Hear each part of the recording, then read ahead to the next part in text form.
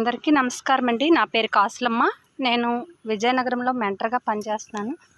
ఇది వారం రోజుల క్రితం పులవబెట్టిన పొల్లట మజ్జిగ. ఈరోజు మేము గట్లపై ఏ గ్రేడ్ గట్లపై ఉన్న మొక్కలకి పూత పింజే రాలకుండా ఉండటానికి బాగా హీల్డ్ రావడం కోసము స్ప్రేయింగ్ అనేది చేస్తున్నాం. ఈరోజు పొల్లట మజ్జిగ ఒక ట్యాంకుకు 1 లీటర్ వేసి స్ప్రేయింగ్ చేయడం జరుగుతుందండి.